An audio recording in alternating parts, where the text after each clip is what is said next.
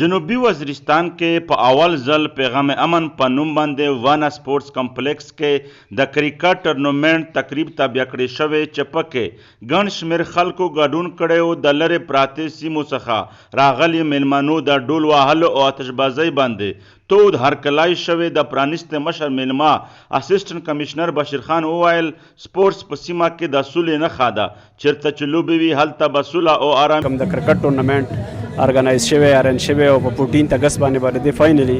نو دا یو ډېره ښه اکټیویټیز ده. د دې نه یو پازیټیو میسج ځي، د دې نه دا میسج ځي چې دلته کې هیلدي او پرامن اکټیویټیز کیږي او دا د نوجوانانو د صحت دپاره د هغې دپاره هم ښه دي او دا د علاقې دپاره هم یو نیک شګون دی. سپورټس نه په علاقه کې امن ورورولي مینه محبت پیدا کیږي او د خلکو په منځ کې نو دا قسم اکټیویټیز چې شي نو دا د امن ذریعہ دو او د پاکستان حکومت نه موږ دا هم ریکویسټ کی چې موږ سره د سپورټس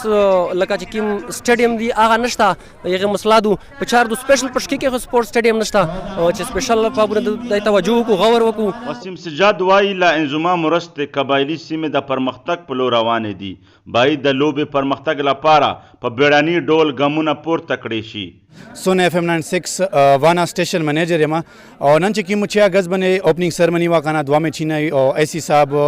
आदमी chief guest वकाना और असल शायद अमन पैगाम यूनिटी इत्तेहाद गैदरिंग और दादे मिशन दे सोन FM 96 मकसद है और इंशाल्लाह 14 अगस्त बनो फाइनल भी और डेरजुत इंटरेस्टेड है टूल टीमों रगली काना और तमाशा इधर जुता दूं इलाके मशरून सियासी का सुन वैसा चिकिम कौंसलरों दी काना क्यों दा शऊर पर आवाम के ऊपर खल के ارچګوي چې د میش خلک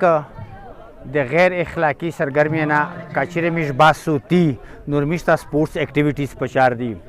د 14 اگست په سلسله کې مخکې د فوټبال چیرې یونی میچ وشو په دا اول ور دی چې په دا کې د سکول په لیولز باندې او بیا سرکوري سکولینا او پرایویټ سکولینا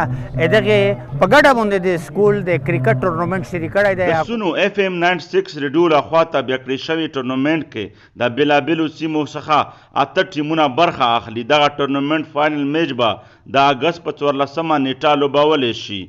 نورعلي وزیر، وحدت TV، جنوبي وزیرستان، وانه.